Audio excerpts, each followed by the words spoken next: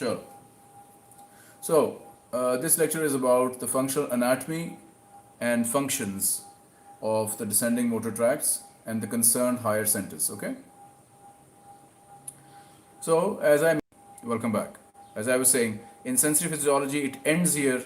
However, with motor physiology, it starts here, obviously. Okay. This is the highest center of the brain.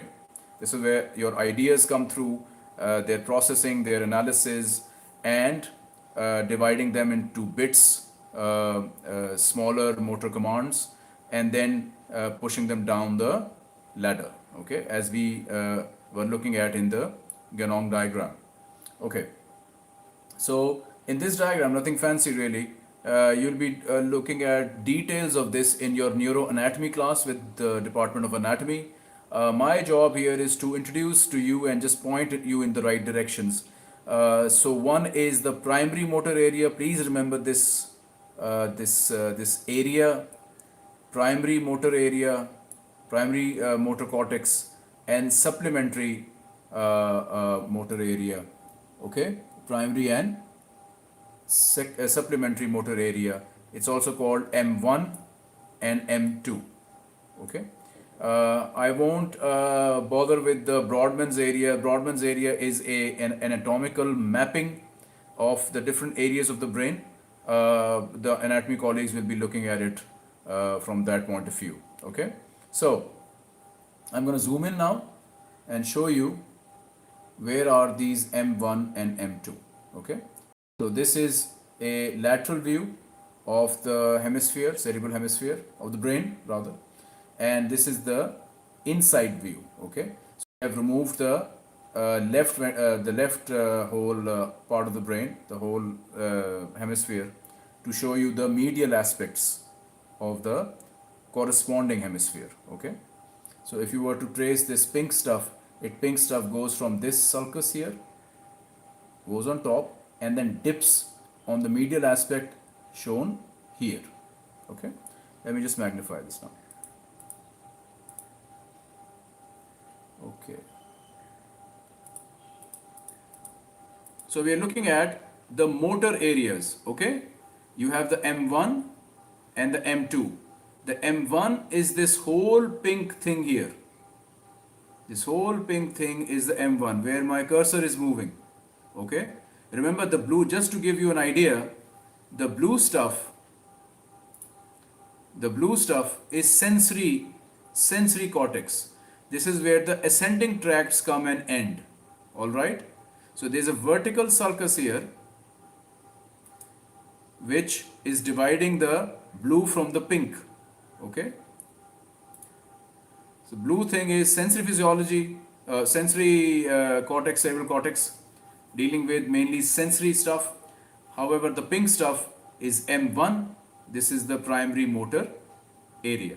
Okay, together just this small area here right on the top is M2, the supplementary motor area. Okay, if this is okay, again this is just a viewing exercise at the moment, nothing much to it. Its details, relations, etc., the detail histology will be done with in anatomy. Then you are looking at this brown thing here, this whole brown area, big area, the brown area. This is the premotor area. So motor area, premotor area. Okay, and then the pistachio colored, rosa, the green, light green color, frontal cortex. This is where the idea gets generated. By the way, if you still have the Ganong diagram in your mind, this will be nice. This is where the idea is generated. It's then given to these areas to process initially, and then deeper structures can't be shown here, the basal ganglia excuse me, and the cerebellum, etc., for further processing and analysis. Right? Okay, guys? Some additional information is also given Prefrontal area is your main inhibitory control of behavior, mainly behavior. Okay, this is what keeps you decent, as we'll see later on. Um, and higher intelligence. Welcome back. Young Sheldon. Ah, yes, his is the largest, isn't it? Anyhow, so higher intelligence is right here, the seat of your intelligence. Okay, and these are the administrative areas, if you may, the prefrontal and the motor areas. Okay, prefrontal is orientation of head, etc., and motor deals with the whole thing. Okay, with this, let's get this out of the way and look at the medial aspects. Uh-oh.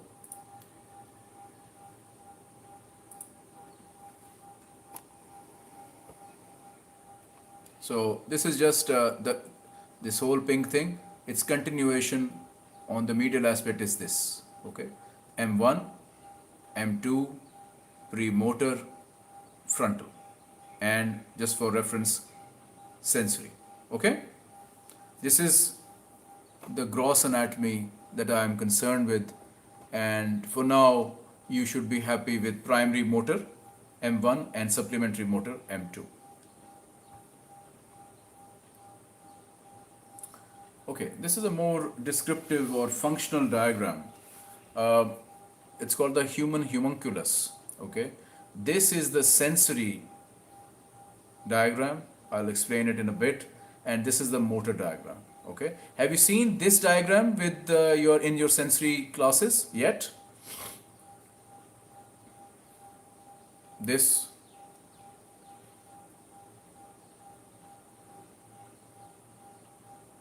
Okay. Okay, fine. Let me start with the sensory. There's a reason for this. So you can see a quick view of this of the text that's written. Let me just close up. Okay, you can maybe appreciate, that it has representation of all the body parts. Can you see this? The text.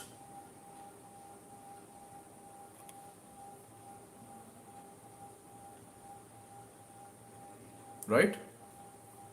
Welcome back. So the entire body, or most of the body, the sensory parts are represented here. Okay? This is the cerebral cortex, sensory cortex, and various areas which deal with various parts of the body. Okay? Now you may find it rather strange.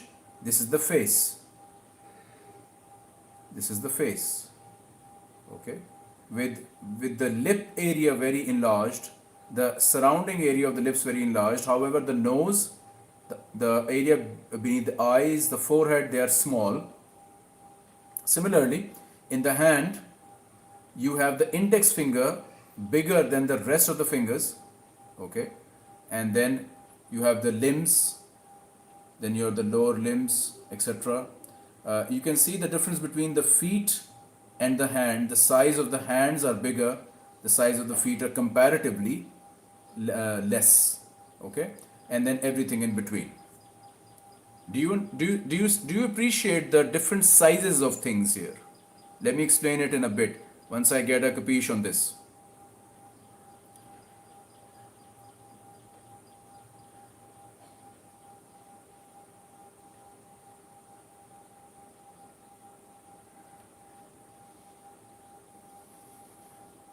I'm waiting. Okay, what about the rest?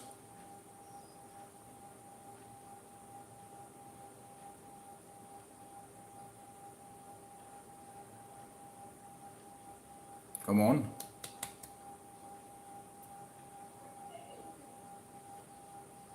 It's a pretty small class now.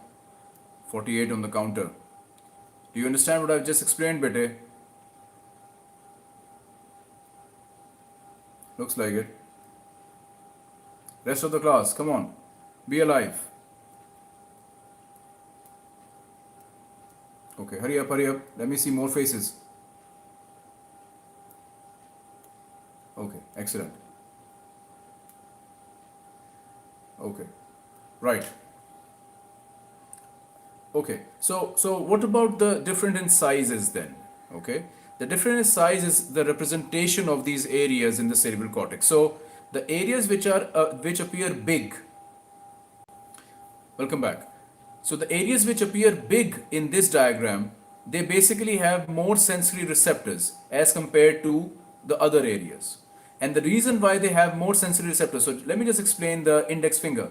The index finger is one of your main tools to feel things, right? Whenever you feel something, you roll over your hand and specifically your fingers to appreciate the temperature, the texture, the shape, the weight, and so on and so forth of this object. Even with your eyes closed, your fingers basically do a very good job with it.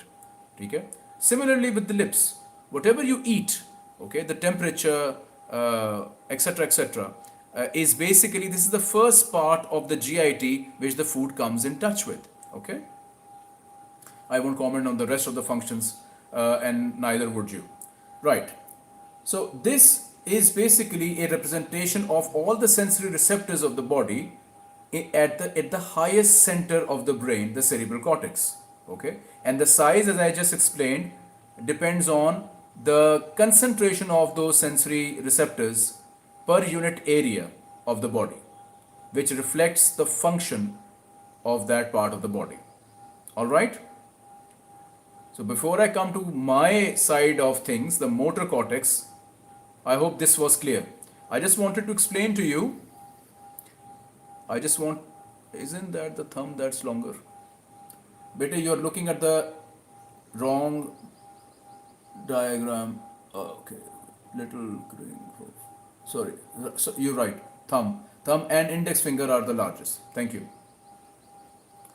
So I just wanted to explain to you the principle of the different size of things in the sensory scheme of things. Okay. Now let's come to the motor.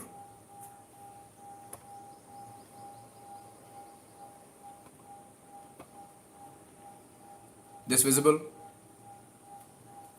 I'm sure the areas are visible to you.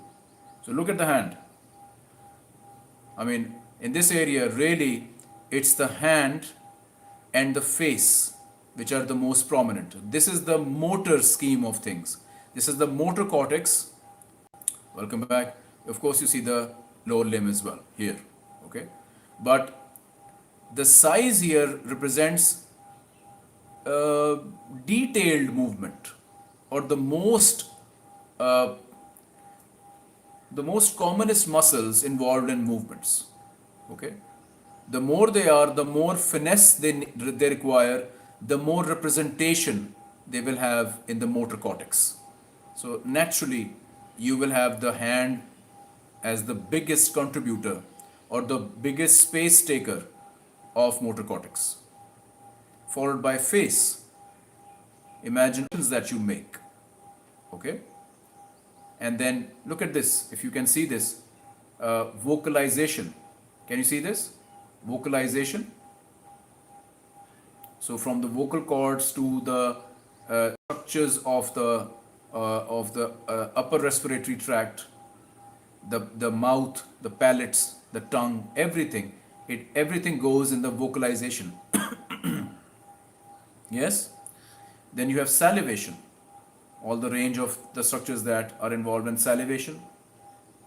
Then mastication, swallowing, so on and so forth. So this is, the whole thing is a very busy area motor-wise, super busy area motor-wise, not so busy, but still it's there, the legs, and so on and so forth. Questions?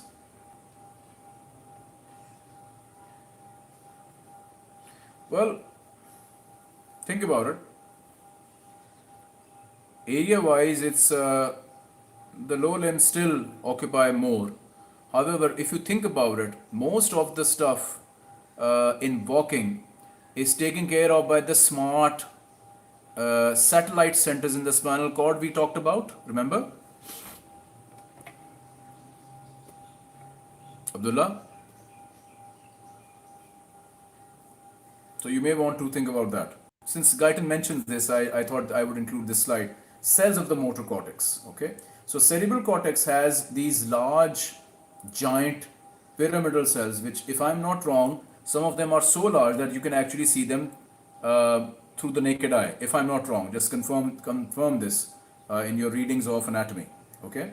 So these large, giant pyramidal cells, which are, by the way, of two types, the dynamic and the static, which basically means that initially they discharge and sends the initial strong stimulus, followed by a maintenance smaller discharge. If you want to think about phasic and the static responses of neurons. Cerebral cortex mainly is comprised of these pyramidal cells of varying sizes, and then you have the red nucleus. As the name indicates, it stains red. Okay, this also is an interesting feature of the anatomy of the brain. It has greater number of dynamic cells, and it's important in muscle contractions, initiating muscle contractions. Now remember, the cerebral cortex and the associated descending tract, the famous cerebral tract, and the tract which is associated with the red nucleus. These are the two main tracts that we'll be talking about, which are under voluntary control. Okay, we'll talk about this in a bit. This is just a small thing because Guyton mentions this, the cells that are involved in cerebral cortex and the red nucleus. I mean, they're not, from exam point of view, not very hugely important in physiology, but in anatomy, yes, they are quite important. This is the main diagram. Let me go in this diagram. Achha, I have to exit this view because it won't let me write. So we are stuck with this view, okay? Because I'm able to write in this view. Let me just maximize it as much as I can. Okay? I hope this is fine. Okay, so you have the text here. This diagram is something which I prefer. Then there is the Guyton diagram, which is all right as well. Okay. Let's look at the Guyton diagram first. This diagram shows you the various nuclei of the brainstem. Okay. So where most of your descending motor tracts come from. Not shown here are the cerebral areas which are also involved in your descending tracts. Okay. So Guyton, this diagram basically shows you the nuclei of the brainstem. Which will come back after we've done the text. I'm just giving you the orientation now. This diagram gives you the positioning of various nuclei, which this diagram can't because it's from the dorsal aspect. This is a side view. It's a lateral aspect. So it gives you important relations. Okay. And it also gives you red nucleus, which this diagram is lacking. Okay. So we'll come back to this diagram now afterwards once you've done the text. So what do we have? We are looking at this descending tracts. Okay. Having done with the areas of the cortex and different areas where motor function, they are responsible for the motor function. Now we are looking at how do they communicate with the rest of the body. They communicate through descending tracts, also called descending motor tracts. Okay. So basically, number one is the brainstem nuclear group. So a bunch of these tracts come from the brainstem, as I just mentioned. And the cerebral cortex also contributes to one tract. Okay. Now, let me help you remember this diagram. Look, there's a way to remember it.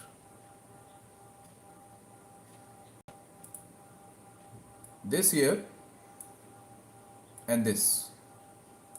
The ones I have marked blue, they are related. Just remember that. Corticospinal and rubrospinal tracts are related. How are they related? They both are under conscious. So there you have it. An immediate physiological classification of these tracts. Yes? I need feedback now. Do you understand?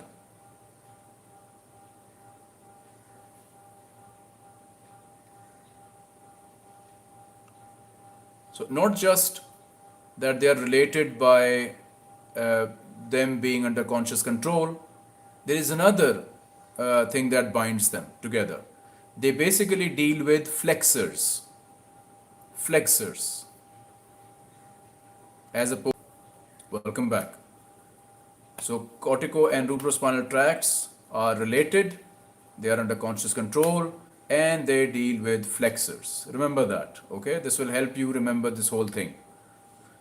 Number two, what is left is this stuff. So the vestibular nuclear group, no, let me just redraw this. So what is left is this part of the diagram, this part of the text. You have the vestibulospinal tract and you have the reticulospinal tract. Okay. Now these are related as well with each other. Okay. How are they related? One is that location. They all come from the brainstem. So that's one thing that binds them together. Okay. Number two, they deal with extensors mainly. Number three, their main job is equilibrium and balance and locomotion. Stabilizing the body by controlling the anti-gravity and axial muscles. This is their common job. All right? Did you get that? Again, remember, overviews in CNS are very important. This is an overview. If you remember the overview, detail comes in anyway if you have studied it. Yes?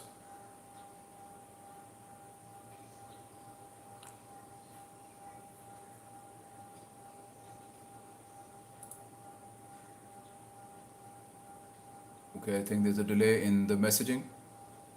Right. Okay, cool. So, with this trick, this is a learning trick. I've helped you tag in your minds the connection between cortico and rubro and vestibulo and reticulo. Okay? With that, now let's come to the diagrams. Okay? So this diagram shows you the various nuclei of the brainstem. You can see that the reticular, this stuff here, reticulospinal, has actually two tracts, the lateral and the medial. So these are the origins of the lateral and the medial. Okay? The pontine and the medullary. So there is a reticular nucleus in the pons area and in the medulla. Okay, this gives rise to the lateral medullary tract, and this gives rise to the medial or medullary. Welcome back. I'm just tagging them so that you know these are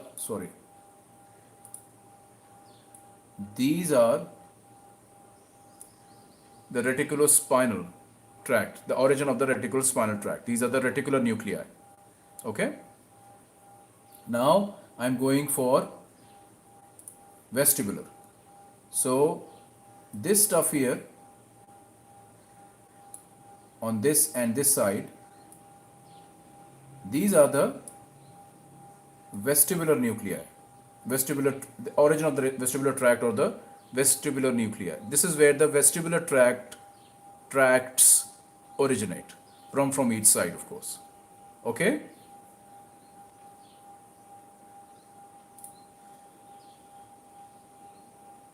So coming to this diagram now, you can see that he has shown reticular formation as one structure. So this is important for those who are looking at this for the first time in their life. Okay. Again, this is a lateral view. You can see the pons, the medulla. This is part of the cerebellum. Okay. And this is higher, and you would have here somewhere you will have the cerebral cortex, right where my cursor is swinging. Okay. The corticospinal tract will be originating from here somewhere. This is the red nucleus. It gives you a nice orientation of who is where. Let's start from the brainstem, the medulla. You see that part of the reticular formation is in the medulla and it extends up right through the pons. It's a very busy structure, by the way. You'll study this. There's quite a lot of references in the ascending system and sensory system of the reticular formation. Okay, so the pain fibers, especially, they go through the reticular formation, give a lot of collaterals. Reticular formation is, by the way, the structure that awakes you. So when you are in your slumbers, you're sleeping, and when you wake up, basically reticular formation is that structure that helps you wake up. Okay? So here in this context, we're talking about the two motor descending tracts, unconscious one. Welcome back.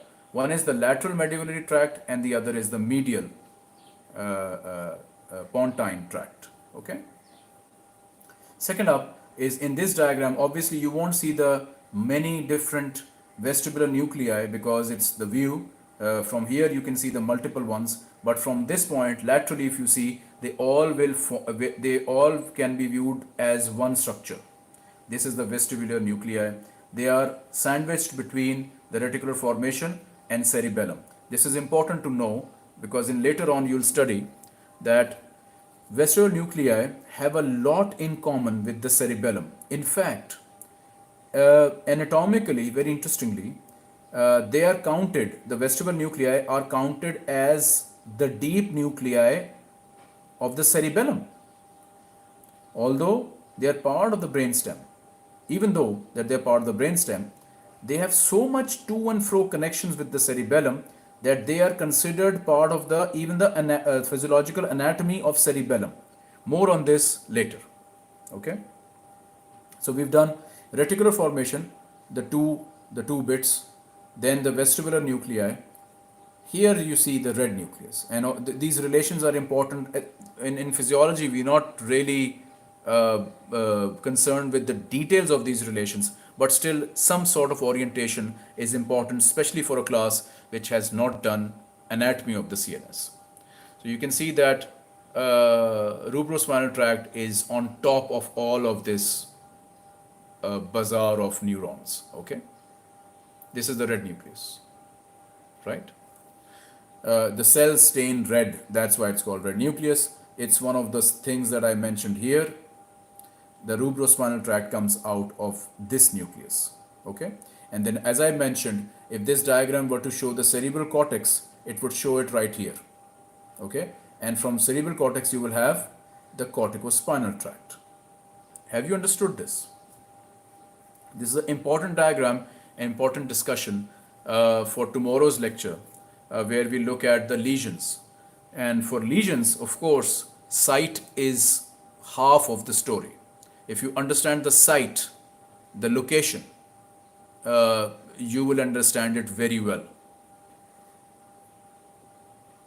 So tomorrow's lecture is actually a clinical orientation, welcome back, but mainly it will draw from this material. Okay? If there are no questions, we can swiftly move onwards. Okay. So in older books and in anatomy still, you will find the word pyramidal tracts and extrapyramidal tracts. The newer books don't favor that kind of thing because initially when they used the word pyramidal and non-pyramidal, extrapyramidal, they did not know exact anatomical details of these tracts. Okay, the nomenclature is the medial and lateral descending tracts. Okay, systems, the medial and lateral descending systems. So the tracts that I've just talked about, these tracts, okay, these are their origin. Okay, this is where they originate from, right? But what happens then? When they originate, they descend and enter the spinal cord, obviously, right? What happens in the spinal cord? This happens in the spinal cord. So if you look closely, first let's do this diagram. Okay, what is here in this diagram? You need to work out where Mr. 12 is. What is Mr. 12? 12 is the rubrospinal tract. So now you know the approximate location of the red nucleus where it originates. It descends and it holds its location in this part of the spinal cord. It's placed laterally. If this is the reference point, this would be quite lateral most, and if this is the reference point, this will be the medial aspect. Okay, so tracts lying in this area will be referred to as medial descending, and tracts lying in this part will be referred to as the lateral descending. Okay, so rubrospinal, and by the way, corticospinal tract, the lateral corticospinal, the main tract, both of these tracts are lateral descending tracts. Okay, and you can see that the lateral reticulospinal, the medial reticulospinal, these, what were these? These were, there is no way of drawing this, it won't adjust to the shape, but let me do it anyway. Nah, this is not right. Welcome back. I don't know what happened there. I sort of totally disconnected. So I was drawing freely with the free pen, and look at this, 13 and 14. This corresponds with this here. Okay, so you see the location? So the reticulospinal tracts are here, here, and here. Okay? They are part of the medial descending systems. This. Class, are you there?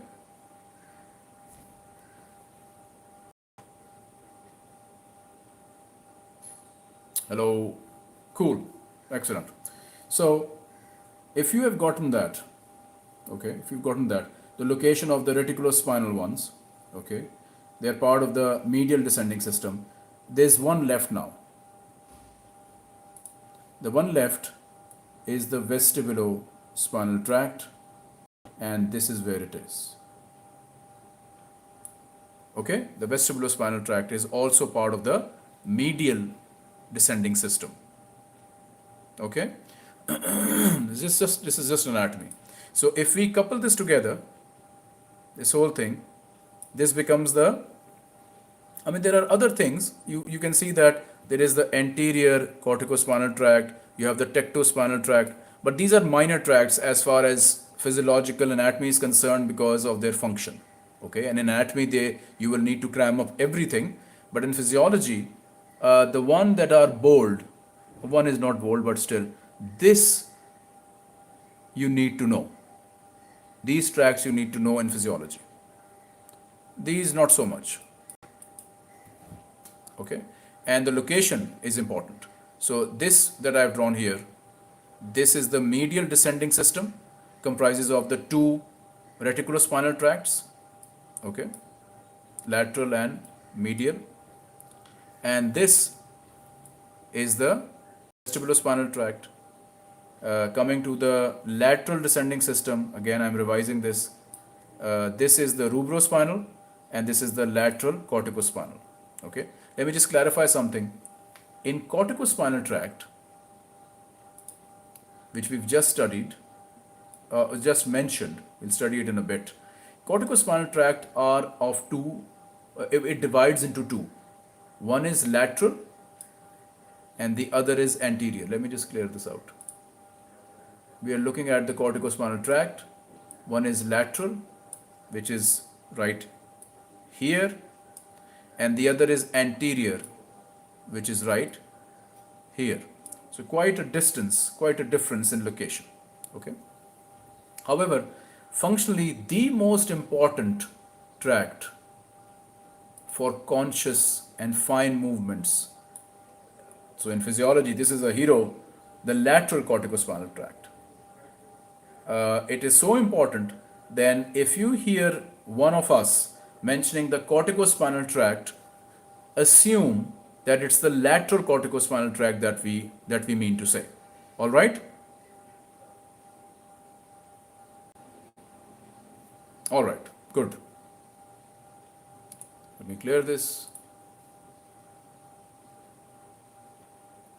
Okay. So this is now just some anatomical and physiological details of each tract. I'll just skim through it. CR to remind me to send you the slides. You can look at it yourself. This is compressed information from Guyton with some focus on the input and the output of the nucleus, concerned nucleus, and their function. Okay, so let's look at this. Rubrospinal gets its input from cerebellum and cerebral cortex. There is no way now, right now, to explain all of this in a diagram because this is not an anatomy class. You'll be looking at it from in the anatomy class, inshallah. The output, however, is important because this is where the physiology comes in. Main physiology. Input is important, of course, from a physiological point of view. To say that it has an input from cerebellum means that it will have a role in a motor function, and the input from the cerebellum will be the additive corrective signals from the cerebellum that cerebellum is known for. Again, this will be French right now. It will become very clear when you actually do cerebellum. Okay. Because it is like conceptually it's a subordinate of the cerebral cortex, and it works in tandem with the cerebral motor cortex. Okay. Output is basically distal limb flexors, which it stimulates. Plus means stimulate, and the same distal limb flexors, their cousins, the extensors, get inhibited. So basically, it's the tract stimulates the flexors. It needs to inhibit the extensors so that it can cause flexion. And your old friend gamma motor neuron comes to play here. This may also influence the gamma motor neuron function. Okay, so this is the hardcore physiology of it. In higher animals, corticospinal tract supersedes some of the function of the rubrospinal. So in lower animals, rubrospinal is a dominant tract, but not in us. In us, it's the corticospinal tract. Okay.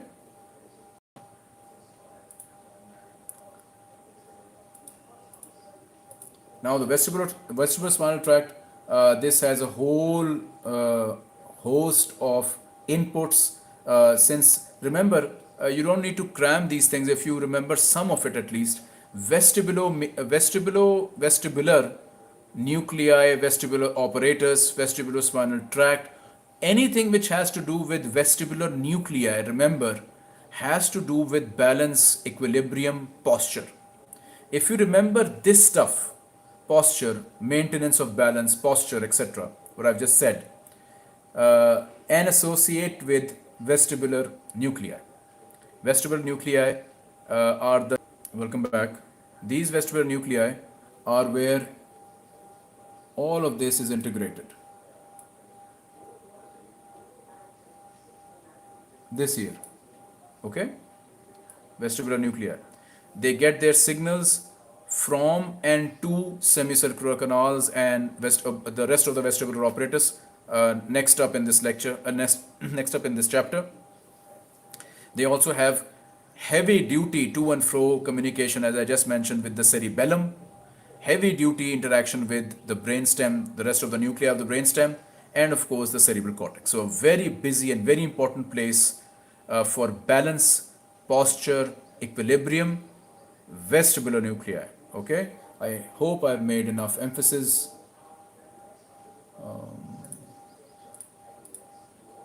Okay, so now you can put some color to this.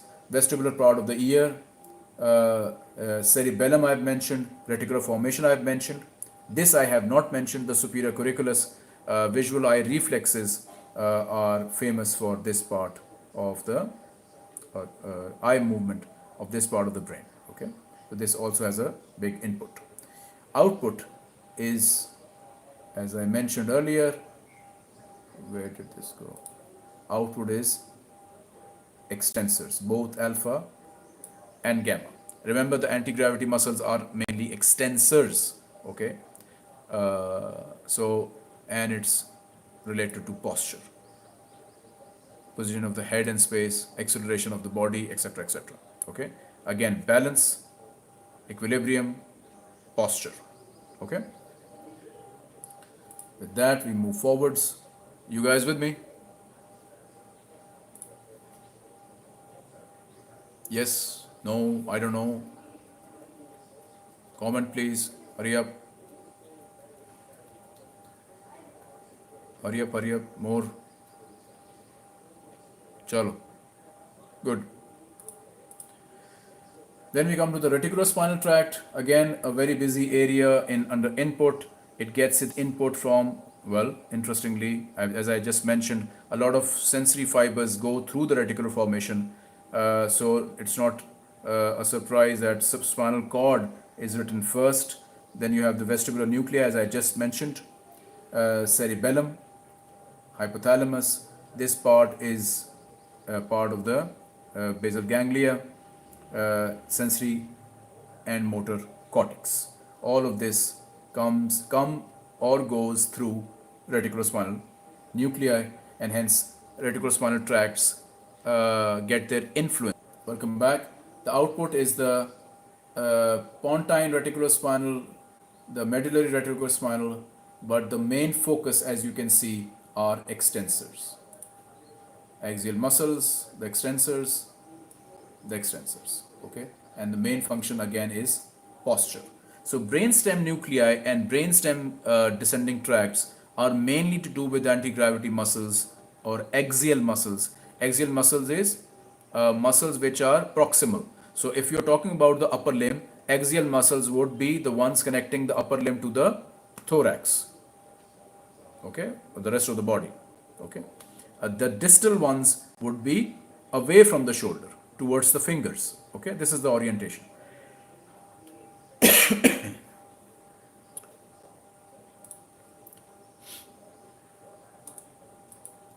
Okay, so this is the overall. Let me see how many slides are left. We have some work now, not much. So overall summary, just go through it. The important part to know is that the brainstem tracts, this is the most important line, axial and proximal limb muscles, the control, axial and proximal. So the beginning, rubrospinal along with corticospinal is most important for distal muscles, particularly flexors. This is a good summary, okay? We shall proceed forwards. Okay, so now we'll finish this lecture by mentioning some bits about the corticospinal tract because it's so important. Everything that you do in detail, the motor-wise, is the function of your corticospinal tract. Also misnomerly mentioned as pyramidal tract because there's a lot of other fibers classically not classified as classically not classified as pyramidal tracts, but they also form the pyramids. Where are these pyramids, by the way? I keep on saying. I'll come back. What is this pyramid? The word pyramid. Well done, Abdullah. I was expecting nothing else from you. Thank you for putting us less wiser. Come on.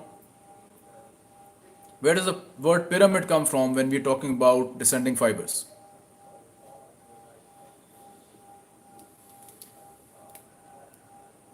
If you don't answer, I will be quite disappointed because nobody asked me.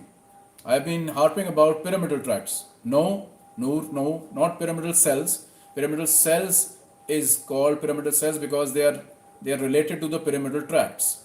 Why are the pyramidal tracts called pyramidal? No, Abdullah, you said the same thing. What about the rest? The rest of you?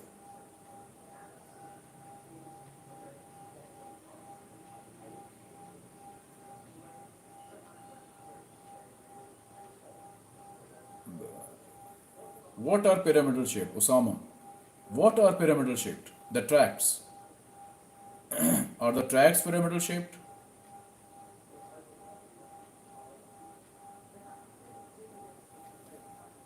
Chalo, we'll look at it. We'll look at it in a bit. The tracts are not pyramidal shaped. Yes, they divide, of course, but where does the word pyramid come from? We'll look at it. So, descending tracts are traditionally divided as pyramidal and extrapyramidal. However, the new classification, as I mentioned, should be lateral and medial motor systems. Okay? Right. So, this is about corticospinal tract. This diagram is a nice overview of what is happening. So let me just take my. I'm going to explain, but I will explain in a bit. Just stay with me. So this is the start. This is where it starts. The corticospinal tract. Okay. This is the motor. Look, if you can see, this is the primary motor area. The dot is the start of the pyramidal tract. Corticospinal tract. Sorry, corticospinal tract. And just follow this line. Okay. It goes through here. And I'll stop here. Okay. This line here is the corticospinal tract originating from the motor cortex and sort of flowing through this area. This area label as from this highlighter. I hope this is visible. The yellow stuff. Okay. If you can appreciate, the red line is pretty tightly wound or stuck, or not stuck, but it's the situation is rather tight in between these yellow structures for the red line. Yes?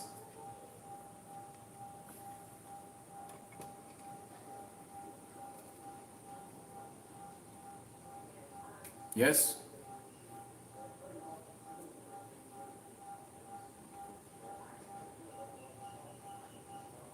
Okay. Please remember this point. Remember this area. This area is the commonest point where strokes happen. Strokes. Lesions of the corticospinal tract, which leads to paralysis in the patient. In Urdu, you call it fallage. Fallage ka attack or stroke in English. Okay? A cerebrovascular accident in medicine. This is the commonest area of such strokes because the corticospinal tract has to go through this thin area. The rest of it is quite wide, but right here it has to pass through this thin area where the vessels are very small. There are very small vessels involved here. Any fluctuation here, any damage here can be pretty damaging to the tract. Okay? And you can imagine if you damage the tract throughout its length, anywhere, the fine movements that it can perform get affected. Okay? Now, we're coming to the pyramid, guys. Okay. Now let's extend this dot.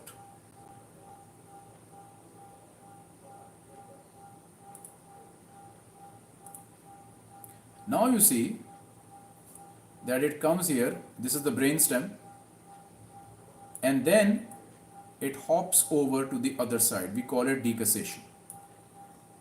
Yes? Welcome back. Do you appreciate the decussation?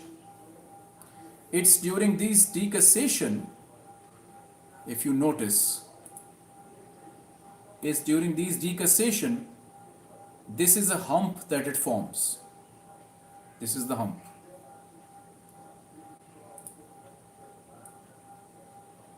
This area here. This hump is the pyramid in the pyramid. Yes? Now you understand. So corticospinal tracts, along with, by the way, along with other fibers. Remember when corticospinal tracts were discovered, they were very excited. They forgot to look underneath. So it's the corticospinal tracts and other tracts which form pyramidal-like swollen structures at the level of the brainstem when they are decussating.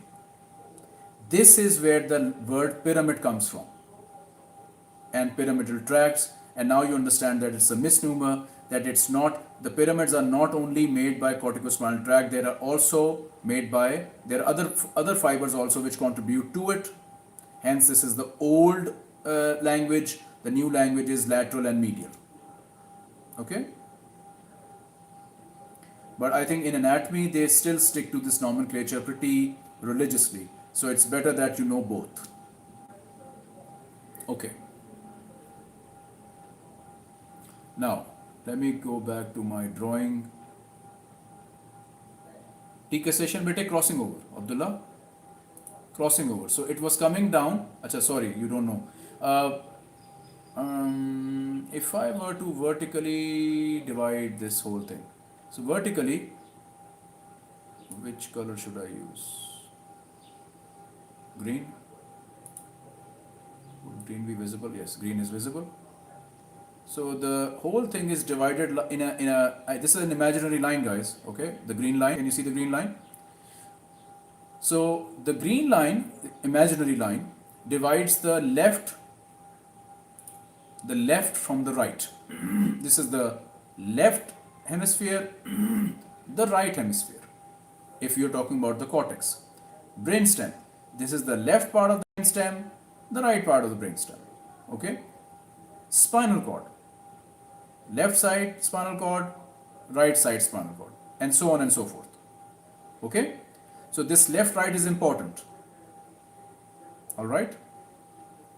So if a tract, as is this the case, corticospinal tract, it originates, for example, from here. By the way, it will also originate from here. There are two corticospinal tracts, right? So one will originate from here, one will originate from here. This descends right to the brainstem, then hops over. Welcome back. I was talking about the other corticospinal tract on the right side. It will originate, it will pass down the same fate, come here, and then it will hop on to the left side and descend. Okay? So the left wala descends till here, hops on to the right side. The right wala come to this point, hops on to the other side, the left side, and descends. Capish? Now, if only I can remove these arrows.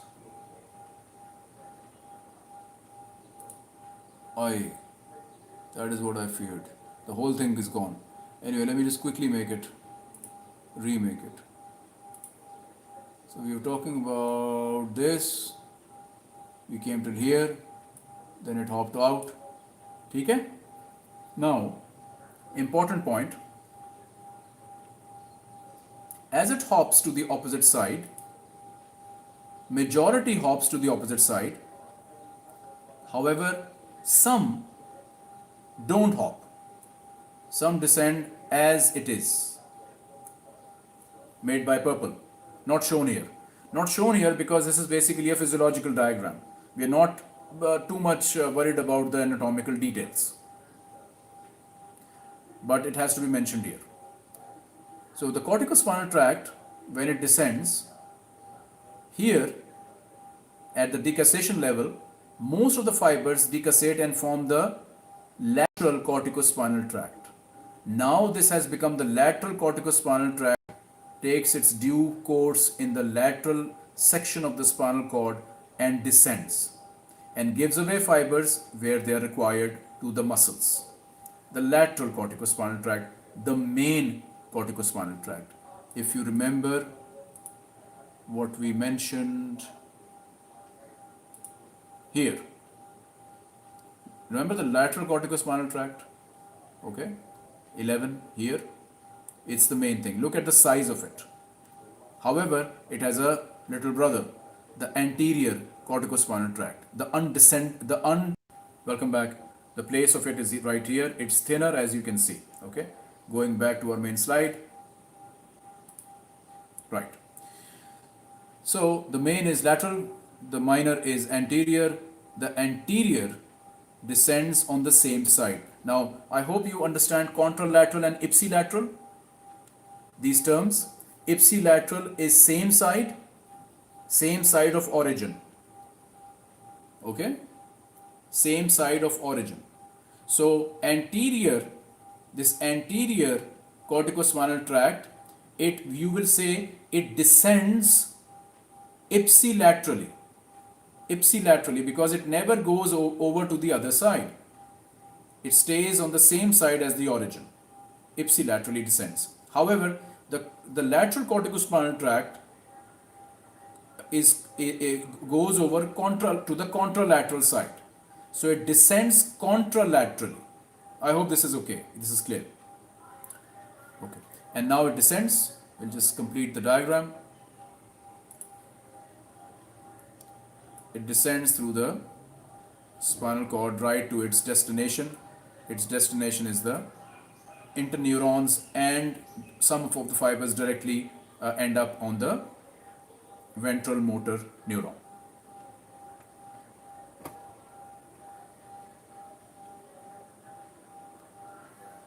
Some important information.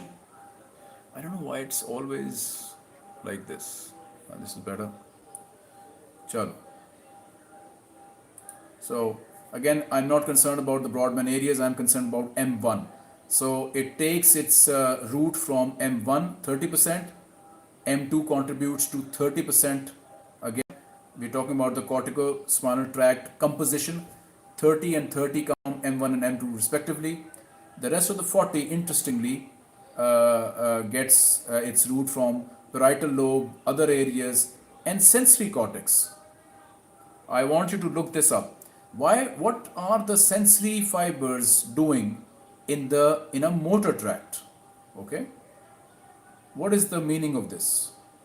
This is a question for you to explore. Okay.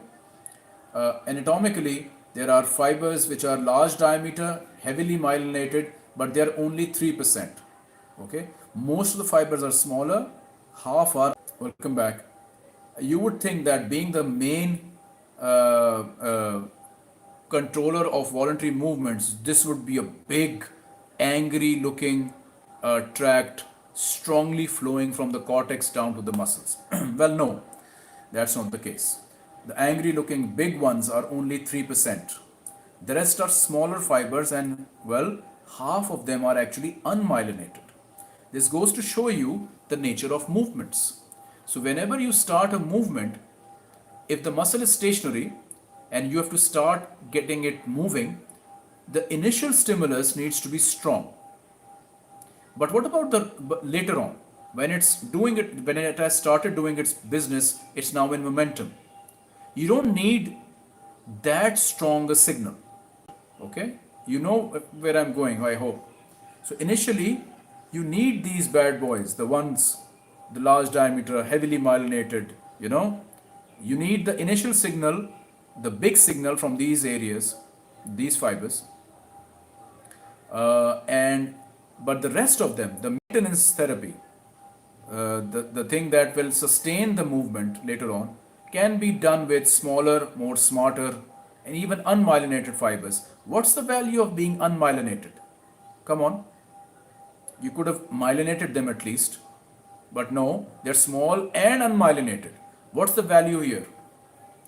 You thought unmyelinated fibers are a bad thing up till now. Admit that.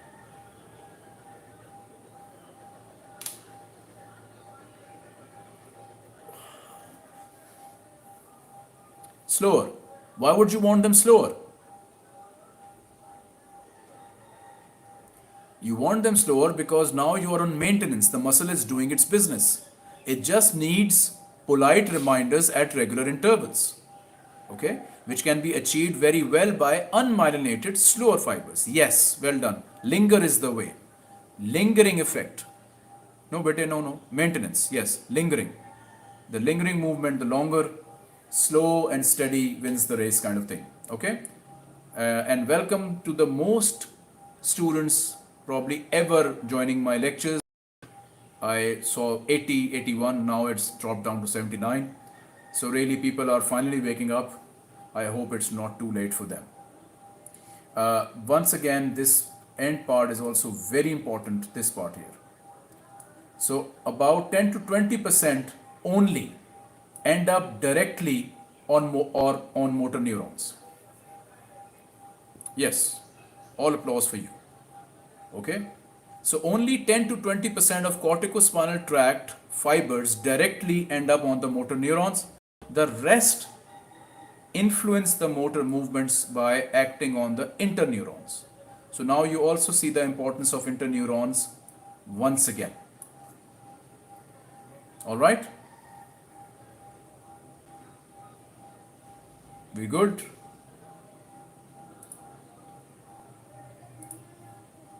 Okay, I'll assume we are good. This is again, I've already talked about this. Look at the lateral corticospinal, anterior corticospinal. Very importantly, the lateral corticospinal control the, please remember this is the information. So, welcome back. This is concerning lateral, which is the main tract. If you have to remember, you may remember that anterior, the minor tract, controls axial and proximal musculature, just like the unconscious motor tracts. The lateral corticospinal tract, fine, scaled movement of the distal most flexors. Okay? Just to revise your information. Okay. So, we come to an end. Yes, good Hafza. I'm done. I'm done with it. So, the rest is tomorrow. We will discuss the lesions of the descending tracts. Okay. Please. Yes, beta, we've stopped, Abdullah. We've stopped. Borderline numb.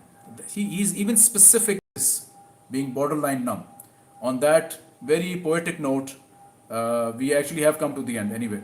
Please go through today's lecture to have an appreciation of the very full brain numbing lesions of the descending tracts. Okay, let me give you a view of tomorrow's lecture.